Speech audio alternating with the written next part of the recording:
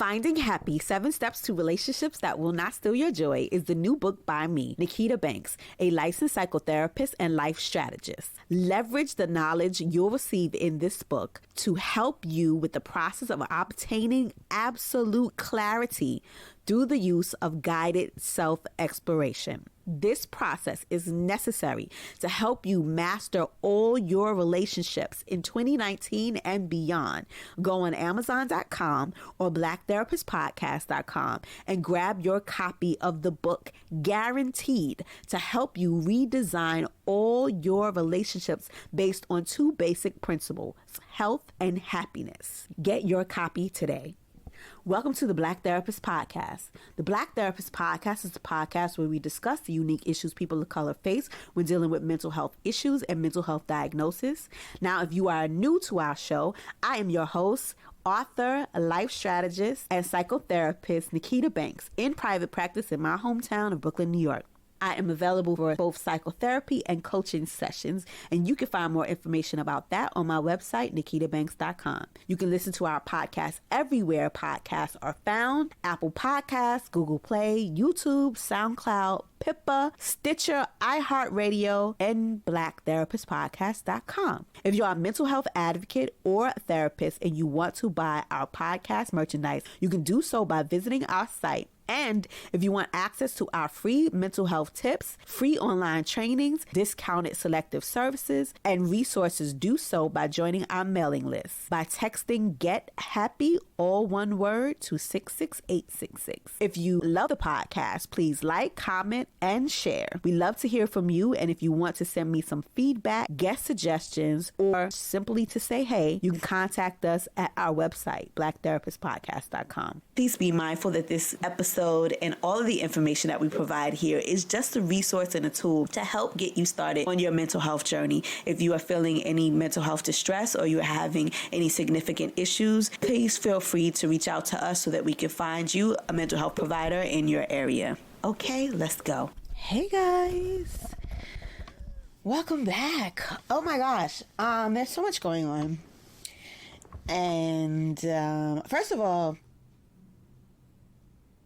shout out to all of you guys for supporting and listening. Apparently you like this little brown girl from Bed-Stuy. Last month we had our biggest month. We hit over 15,000 downloads, and I just want to say thank you. I've never even thought that I would have over 15,000 downloads in a month. And last month was kind of iffy for me because, you know, I had to take some time off. I took 2 weeks off of social media, which I needed. And, you know, sometimes there are things that I post live. There are some things that I schedule. If anybody DMs me, or if you leave a comment, I'm the one who responds to all of it. And so if I'm not in session, if I'm not with a patient, if I'm not trying to catch up on some Z's or do some other stuff with the business, I am responding to all messages. And of course, I got a message as I said that. And so, you know, I thought by taking 2 weeks off of social media and then taking a week off of the show, that my numbers would go down. But you guys, you really like me, and so I appreciate the support. If you've been following me for the last, I would say 4 or 5 years, I've been doing a toy drive for a shelter called Food First Inc. here in Brooklyn, New York, which is a domestic violence shelter. I don't really talk a lot about my personal business, but my father was physically abusive to, I guess, almost every woman he's ever dated, except for one I know of. And so, you know, working and achieving my my graduate degree and working for Food First Inc. and seeing the children who are displaced and like have to just kind of sometimes leave with just their clothing on their backs with their moms in financial situations and dire straits. I always either raise, I won't say raise money because don't send me no money, y'all. I usually just collect toys, and buy them. So over the past few years, what we're doing events for the toy drive, and my friends Roger and Mike Mogul used to help me with the toy events. And so in my office, I've been collecting toys, and sometimes it's kind of hard to ask your clients to bring toys or whatever, but my clients do their best. And over the last 2 years, I lost my partner, so I've been like buying stuff myself, and I wasn't going to do it this year, but I have a hard time disappointing the kids. So I've created a registry on Target.com. Let me see what I put it under. And I guess if you want to buy a toy, I picked the cheapest, nicest toys that I could find, stuff under $5 and $10 for the age groups that we have. Usually the kids in the shelter are from 0 to, I buy them in the age groups from like 0 to 24 months, from 2 to 3, I guess, or 0 to 3. I don't really know. Just not choking hazards, because people have little brothers or sisters, but I just try to buy age appropriate gifts. And then the kids who are like 14 to 16, they're kind of hard to buy. Just like gummy gel, what is that? Earbuds or earpods or whatever. Those are the kind of, well, not AirPods, that's too expensive, but earbuds I try to buy for those guys. And so I'm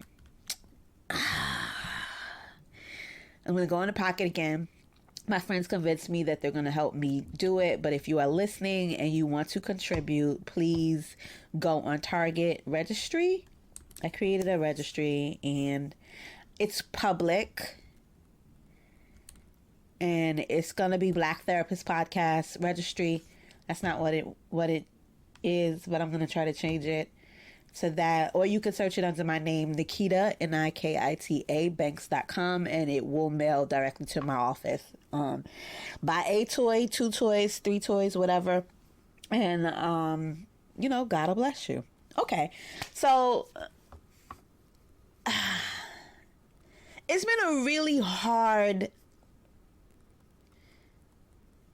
few months for me. I've dealt with like a lot of deaths around me, and a lot of things that have been happening around me that have not had anything to do with me, but I've just been kind of absorbing all of the emotional distress that everybody that I love has been going through. And like TV shows stuff, like you have people when I was growing up, people would die, old people, people who are sick, gangsters, and it would kind of make sense to you, right? But just like senseless murders and stuff that just happened just because of happenstance, like stuff that I don't know. I hate to feel like it would never happen to somebody that I know, but like stuff that have been like straight out of, like,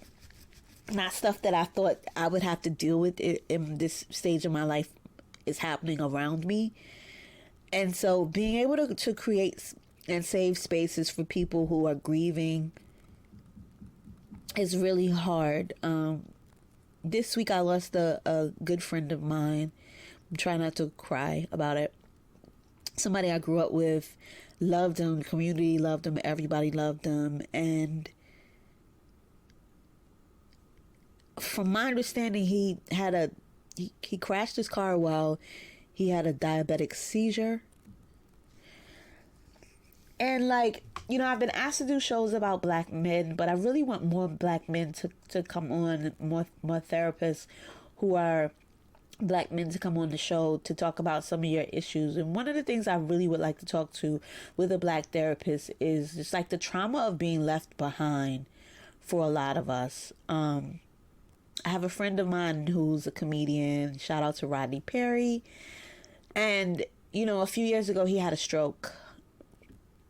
I feel like I'm getting really emotional. I know I didn't do the what would you do, but I'll do it at the end of the show.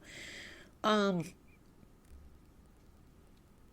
when Rodney had his stroke, and he and I spoke after that, we really talked about the anxiety that his wife and his kids had afterwards. Ooh. And he didn't realize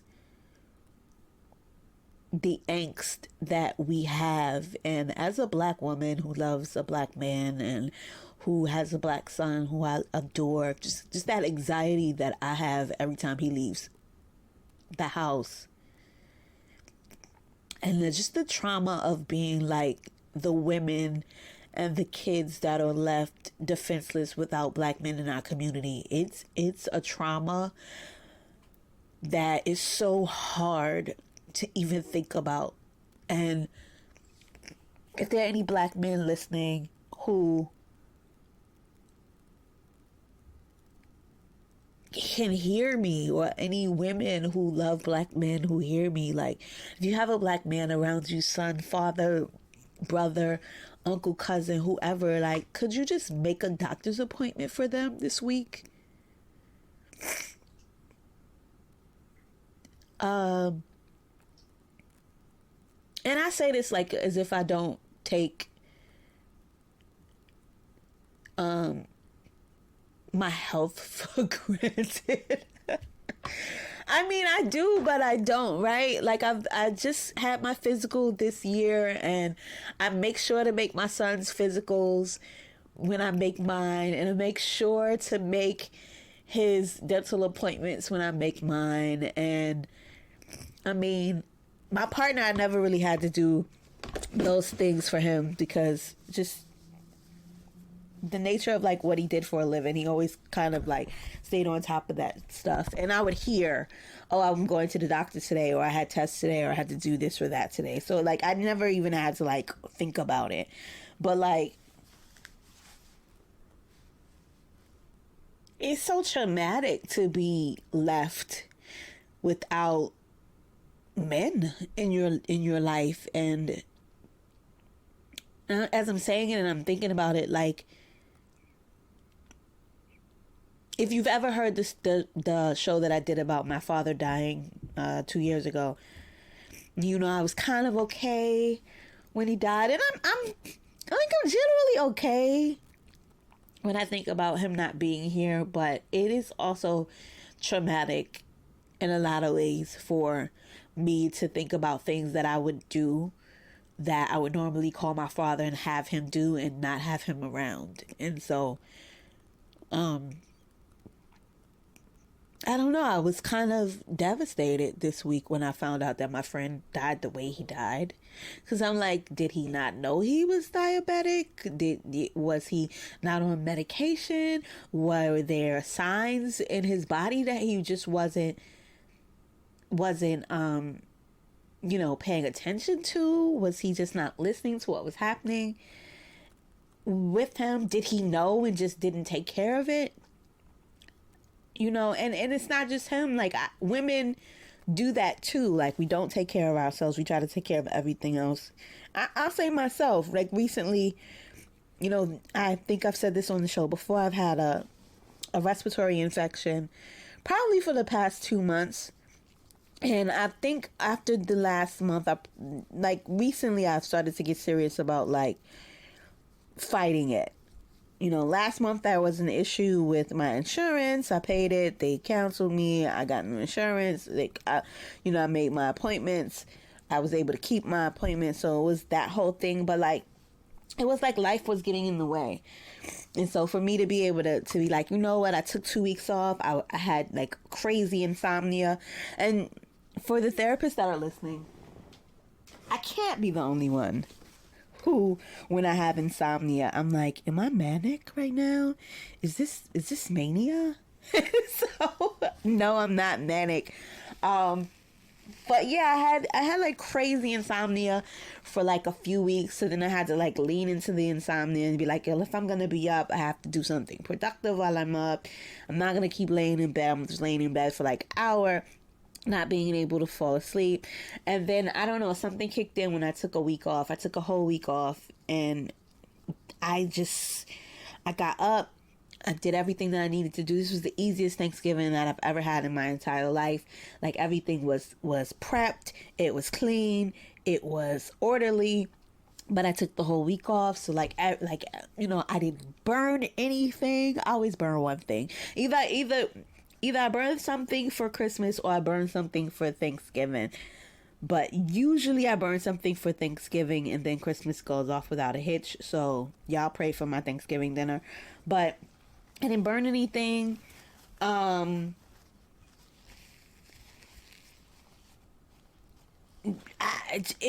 slept uninterrupted nights. I got up in the morning, like I'm up in the daytime. I have all of this good energy. I'm sleeping for 8 hours now, and it's just like, who am I? That week that I took off was just kind of like what I needed to do to decompress. And so I was like, you know what? I'm going to take another week off of social media, which really helped me. So if you guys missed me on social media, I'll be back. But yeah, I didn't send out any emails for the mailing list. I didn't do Black Friday sales. I haven't shopped for anything. I haven't done anything.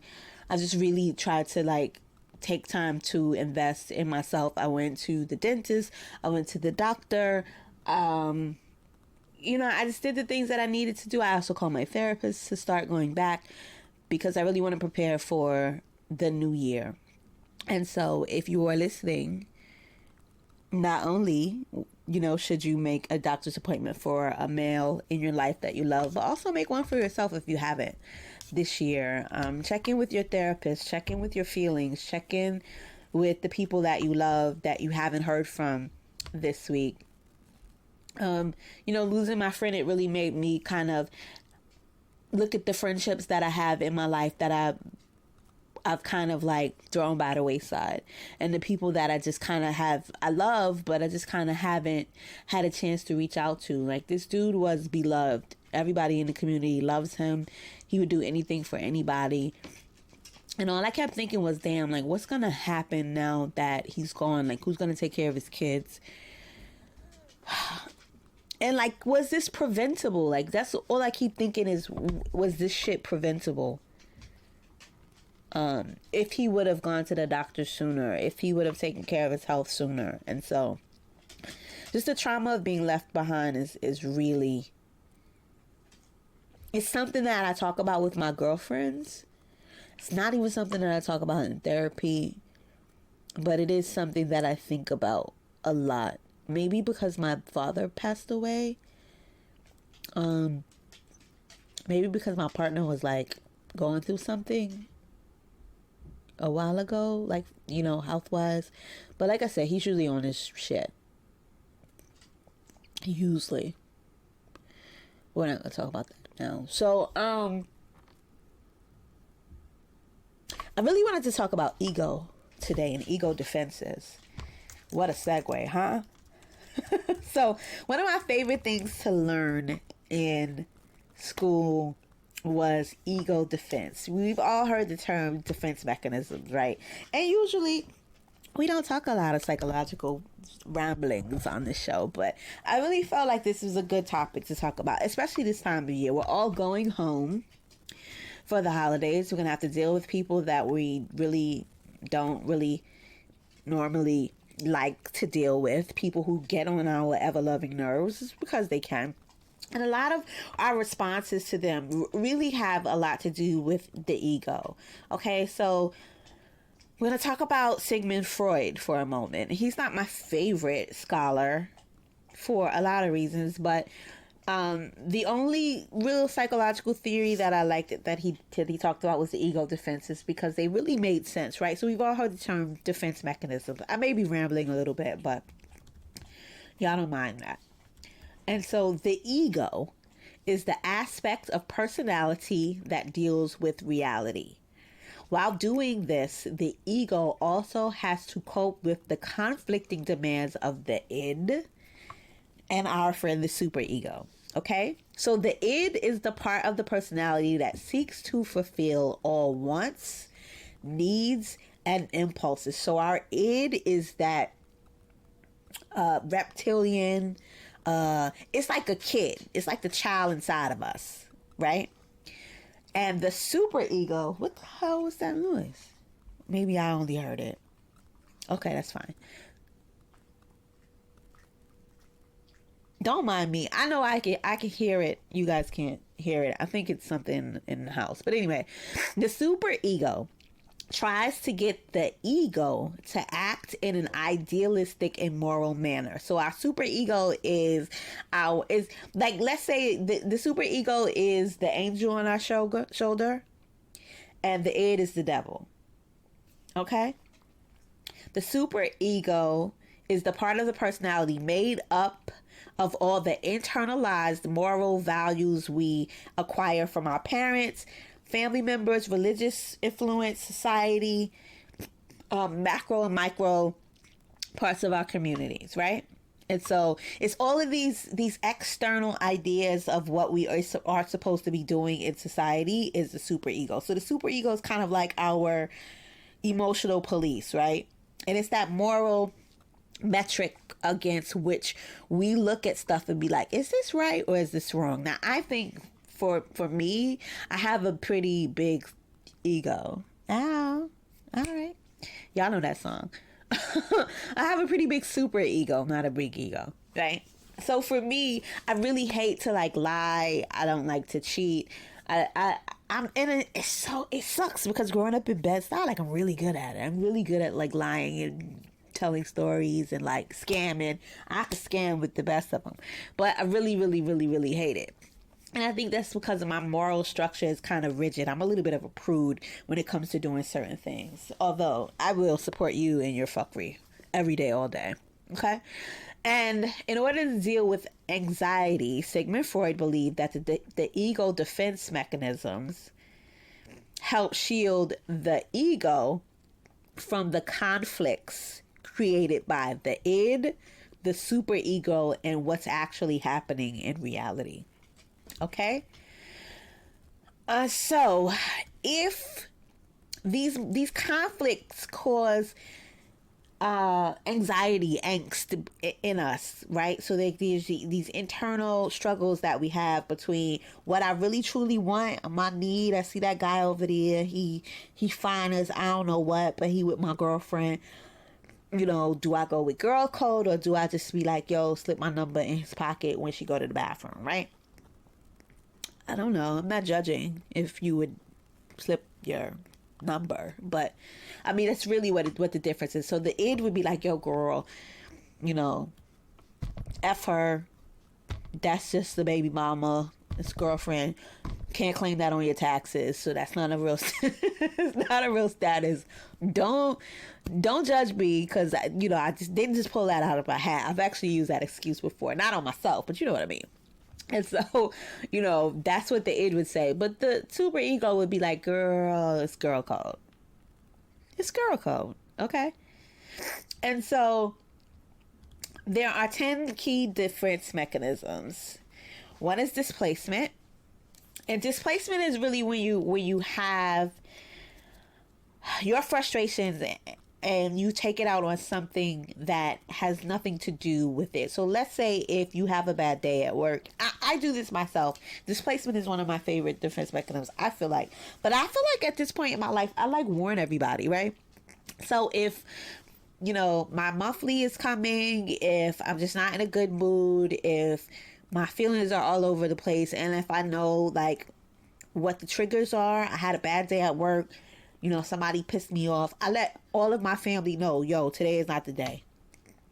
And my favorite thing to say is, listen, you may catch a stray. Like if you don't want this, you don't want this bullet, it's not intended for you, you better stand down today. Call me tomorrow. Hit me up tomorrow. So displacement is usually when you take your feelings or frustration or impulses on the people or objects that are less threatening or the person that it is not intended for.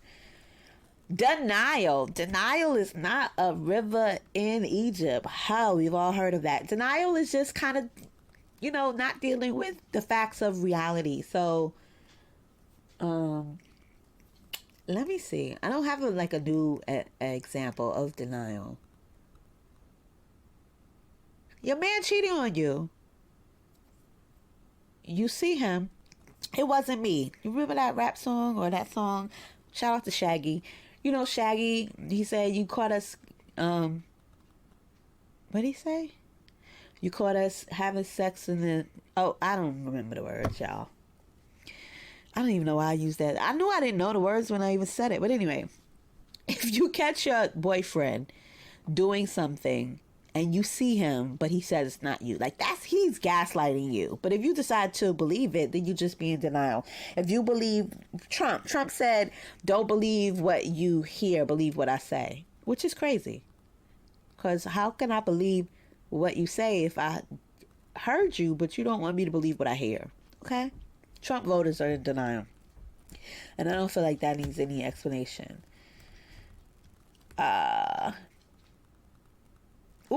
Denial can involve a flat-out rejection of the existence of a fact of reality. And I don't really feel like nothing else needs to be said. Repression and suppression. Now, when I was learning this in school, I had a hard time knowing the difference. Repression is when we have a thought, a feeling, or emotion that we cannot remember. Right? It's so traumatic, it's so harmful for us that we just don't remember it anymore. We don't remember the facts, we don't remember the details, we don't remember the circumstances. We just don't remember because it's so traumatic that our brain has protected us from that information. So it's put in a little lockbox, little Pandora's box, and we don't even remember it. However, at any given time, if something that reminds us of whatever that thing is comes up, then we can access that memory. And it's usually at a time of trauma, or it's at a time where it's not a convenient time to happen. Suppression is when we have something that we know is so damaging that we have recollection of, or we can recall in our subconscious and our conscious mind, but we push it down, right? So repression is like if you're on the beach and you are using a metal detector and you find something that you didn't know was there. Suppression is you taking that metal object and burying it yourself. Okay? So that's the difference between those two. I know when you guys are like, why am I going through this? But it'll probably make sense at the end of this. Sublimation. Sublimation is a defense mechanism that allows us to act out unacceptable impulses by converting these behaviors into more acceptable forms. For example, I sometimes want to punch people in the face. And I can't be alone in this. I know that I'm not alone in this. I had a patient yesterday, and I went to see him, and I swear it's like the worst fear of everybody who lives in New York, right?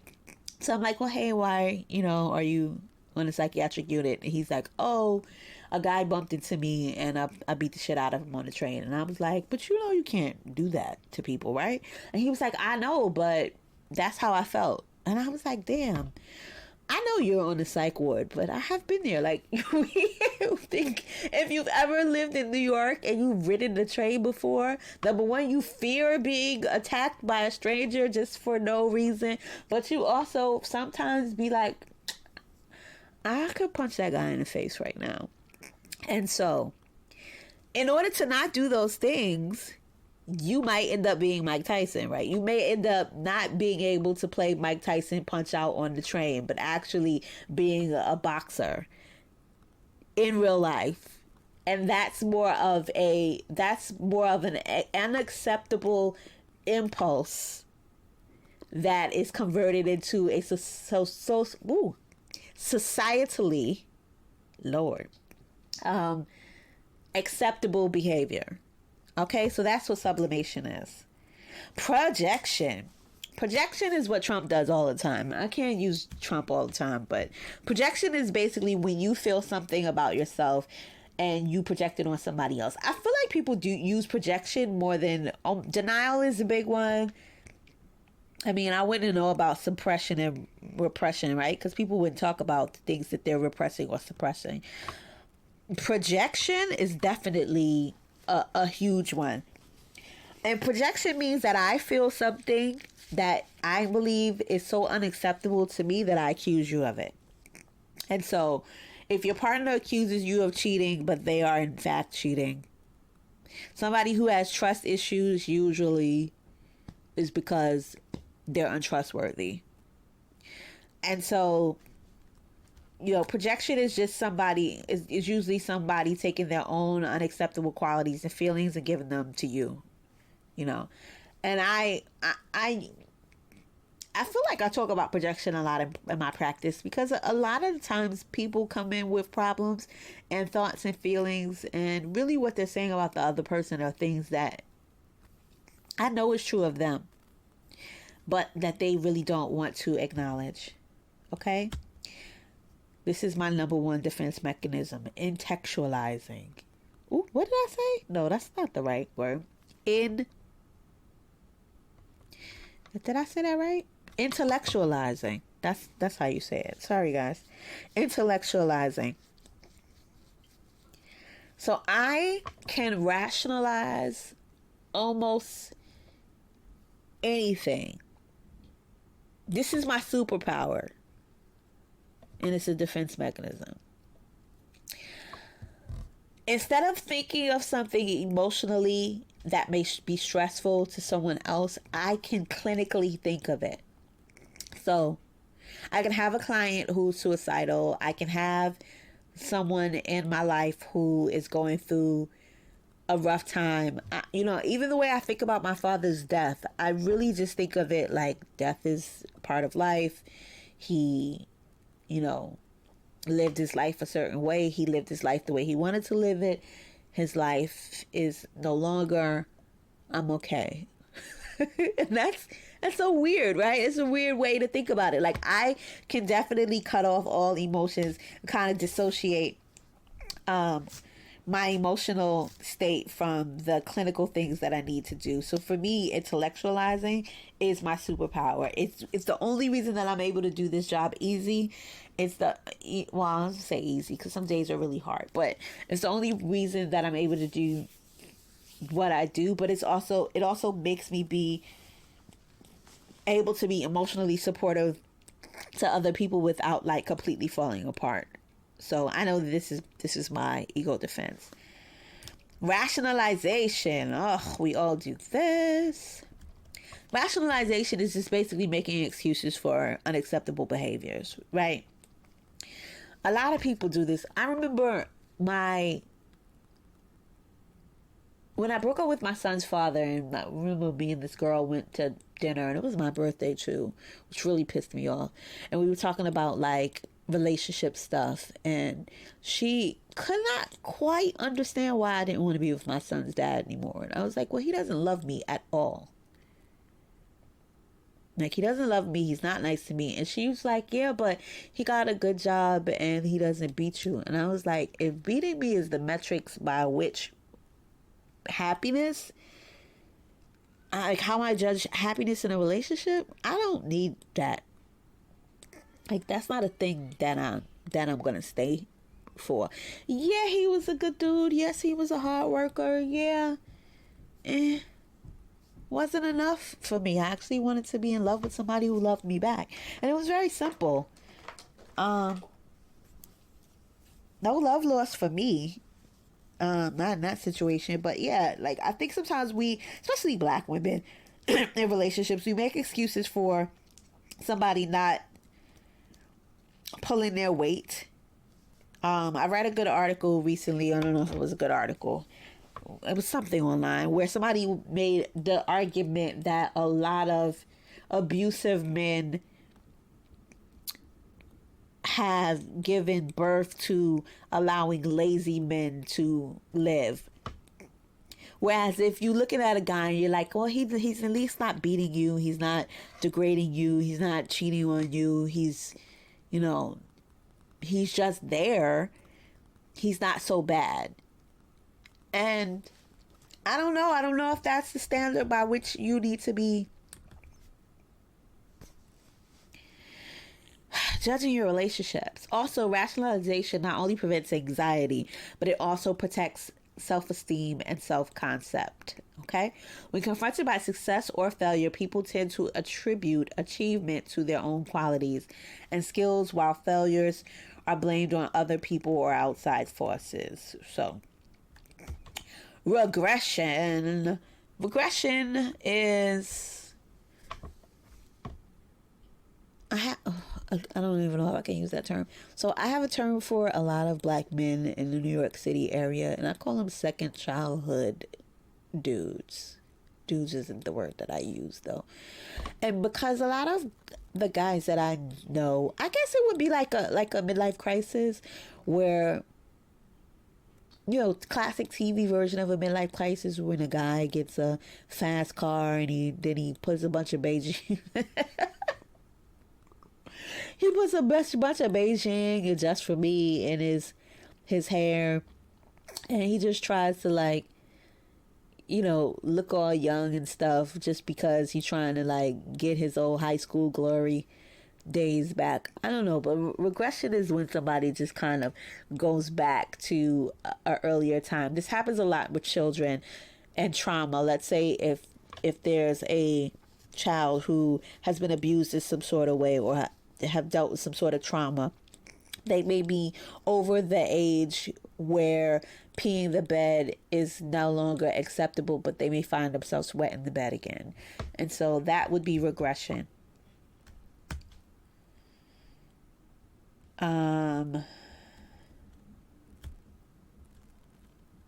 Passive aggression is when, I think we know what passive aggressive behavior is, right? Passive aggressive behavior is when you say one thing in a way that it's not overtly aggressive, but you mean it. Damn it, I don't want to keep using your president, but shoot. I don't know if you guys seen the Michael Cohen thing, where Trump, instead of saying that he wanted you to do something, I'm sorry, I watch a lot of political TV, so pardon me. Instead of saying you want him to do something, he wants you to do something, he would just suggest that it's a good thing that needs to be done, and you're just supposed to get the ideas. Like somebody pressing you without pressing you. And in the hood, I call it picking my mouth, right? So someone will try to say something to you that would elicit the response that they want from you, but without actually overtly telling you, I'm aggressive. It's nothing passive about me. Let me see. Okay, I have a good example. So recently I had asked my partner about something that I wanted him to do. And there's something going on with a friend, and I had asked him something about the situation. And his response to me was, well, do you really want to get involved in that? That was very passive aggressive, because what he really meant to say to me was stay the fuck out of that.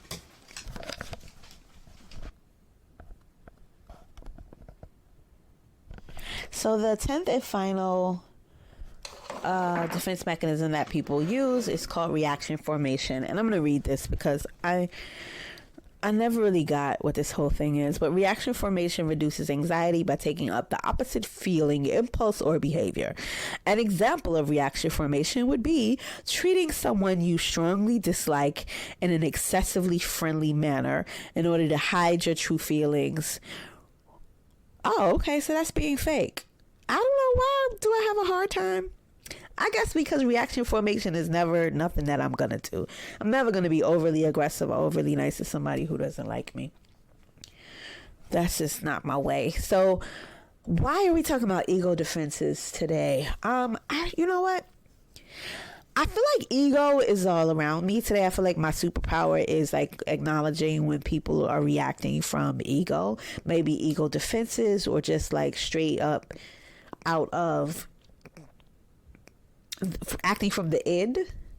I think usually we think about somebody acting out of ego as like, you know, cocky or self-assured or self-advocating or being able to stand up for themselves. But that's not really what it is. when I think of ego defenses or someone who is acting out of ego, I really kind of see it from either a place where they want a level of respect that they don't believe that the world is giving them, so they act like assholes to get it, or you could see their insecurity showing like a slip, right? So I will quickly be like, oh, I see your slip showing, because I know exactly when I see ego arising in someone, when they are putting themselves in a position or a place to be validated in a way that they don't need the world to validate them. And ego will allow you, I'm using the word ego and id interchangeable here. And I think when you think of ego defenses, shout out to all of our MSW students and like social work, mental health professional, psych students that are listening to me. This is just a recap for you guys if you learned it. If you haven't, whatever. But I use the ego and the id interchangeably, because I see a lot of people lately acting from their ego, and it's almost like I see ghosts. A lot of people want acknowledgement from other people. Pardon me. And I probably won't edit that out because I ain't got time. But a lot of people are acting from a space where they want to be acknowledged from friends, from family, from people. They want to be respected in a way that they don't feel like the other person is giving them, but in a way that they probably feel like they deserve.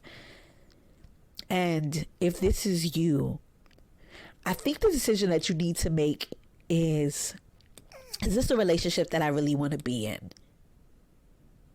And why do I want their validation so much?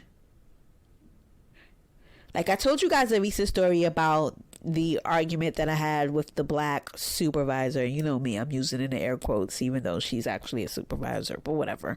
Nobody supervises me nowhere. But, you know, the manager at the consulting job that I do, and because she was just like, I have the same degree as you, you guys don't respect me as a supervisor. And I'm like, calm down, chick. Like, maybe I missed the memo. I've met you once.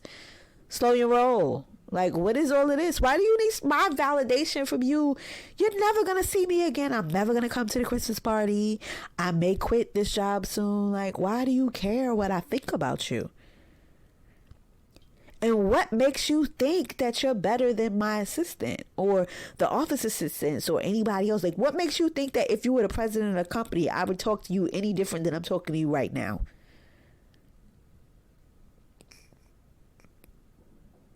A lot of us are expecting people to respect us in a way that if we just respect ourselves, we don't need their validation. You don't need nobody to co-sign for you. You don't need a guarantor. Your credit is good. You earned those credentials. Like, why you need somebody else to validate you? I never understood why she felt the need to be like, oh, I earned the same degree as you. So, Ian, I don't even know if my assistant has a degree. I hope she got a high school diploma, but she may have a GED. She may not even have that. I don't care. I'm not going to disrespect her. My work can't be done if she don't hold me down. I respect the fuck out of her.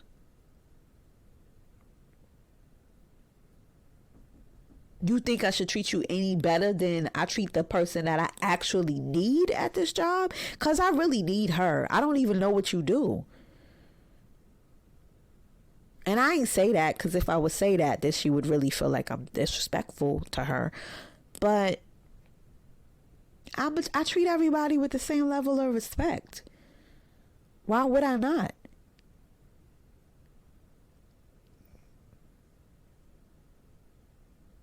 A lot of us are looking for credit from somebody who ain't got it. A lot of us are looking for credit for people who got bad credit. That's a word. So as you guys are going back to your hometowns and going back to see around your family and going back to these people that you want to validate you and you want to get an attaboy and you want to get a good job and you want to get somebody that's going to give you credit for all of your hard work and the investments and looking good and staying snatched and keeping your hair done and going to school and keeping your high GPA and getting good credit and buying your first car and buying your first home and taking care of your business like a grown ass woman, ass man, whoever. Ask yourself, is what I've done good enough for me? Is what I've done good enough for God? I mean, you know, not to be religious, but I'm religious. And let that be good enough. Stop reacting from the ego. Recently, I'm in this group and I have a girlfriend and I know she's very introspective and she does good. And this woman in the group was like saying stuff about the group and the one person doesn't feel welcomed. And then we had a whole conversation back and forth and I felt her and I was like, damn, she said several times she don't feel welcome in this group. And my homegirl, who's usually like laser focused and introspective and very supportive, she usually be like, yo, if you don't feel welcome, whatever. But the girls was like, yo, I don't feel welcome in this group and this is how I feel and this is how I feel about the group. And she did make a blanket statement on the group, but then my friend just went in. She was like, oh, she said this about my group. She's saying this about the group. She's saying this about me. And I'm like, she didn't call your name. She didn't call your name. I don't feel like what she said is about everybody. I know she used a general term, but she can't be talking about me. She's definitely not talking about you. But it was just like, it's my group and I built this thing and it's me. And I was like, that's ego, sis. Come on, that's your ego. She not disrespecting your group. She's saying that she don't feel welcome. And if somebody don't feel welcome in my house, I might have to sweep around my front door. I might have to look internally within. I might have to ask, did I put out a welcome back for that person? Or do I even want them there? Maybe she don't feel welcome and that's by design. But let's be honest about things and not respond from ego. Let's look introspectively and respond in love and respond in truth. If that's what you mean. If you don't mean to be loving and truthful, then do you too. But let's be honest about what we're feeling and how we're operating in the space that we're coming from. Because that's the only thing that we can do in this holiday season. So as you're going home and you're winding down and we going to office parties and we're hanging around people that we don't really need to hang around, and we go into our offices tomorrow and we serve the community and do the jobs that we have to do, and somebody says something to you in a way that you might respond to negatively, I say mildly, and show your behind. Ask yourself, am I responding from a space of ego? Like, is my response going to be helpful, or is this my ego talking? Because if it's only your ego talking, and I'm not going to lie, I'm very good at seeing ego in others. My goal is to work on seeing the ego in myself. I feel like I had an ego moment this evening, I will say. My son went out and he was going somewhere and he just walked out of the door. And I literally got up and walked out the door behind him and was like, "You're not going to say bye?" And he's like, "I said bye 3 times. Now, I don't believe he said bye 3 times. This is my ego, but I don't care. You don't just walk out of my house and not speak. And if I heard you, I would always acknowledge you. Because I feel like I call my son sir when I speak to him. Sometimes I call him other things sometimes too, but I call him sir. I try to be very respectful when I speak to him. I call him Mr. when I say his name. Like, yeah, respect me. enough to speak to me when you enter my house, when you leave my house. That's the least you could do. You don't pay no bills. That was my ego, but I'm okay with that. I'm perfectly okay with that. But as you guys are moving through this week, please be mindful of the ego defenses that kick in when somebody is coming for your neck and you feel like you're being disrespected, or you feel like your self-esteem and your self-worth is on the line and somebody is not giving you the credit that you deserve in life. Like, be mindful of how you're moving through the world emotionally throughout this week. Okay? Also, I asked you, what would you do? So we have a few more weeks to the end of the year, and I really wanted to do I keep saying social media episode, but that's not what it is. A reality TV show episode. And so I can't remember what the shows were. I know one was Married to Medicine. One was Real Housewives of Atlanta. I think one was not Love and Hip Hop, because I don't really watch Love and Hip Hop. But maybe it was Love and Hip Hop LA. We could do a Love and Hip Hop LA, because I love to talk about Lil Fizz and whatever. I know it was 5. Love and Marriage Huntsville, and the last show was Ready to Love. I don't think it was Love and Hip Hop LA, although we can talk about that. I think it was Black Ink Crew New York. So I want to get that show in before the end of the year. I was supposed to ask you guys which show you wanted to choose on social media. I didn't ask you which show you were going to choose on social media. I will ask you which show you wanted to choose on social media this week, because I'll be back on social media this week. Okay, so those are the shows. Tell me which show you want me to do a show on. And I definitely wanted to do Married to Medicine because Jackie was acting up. Okay.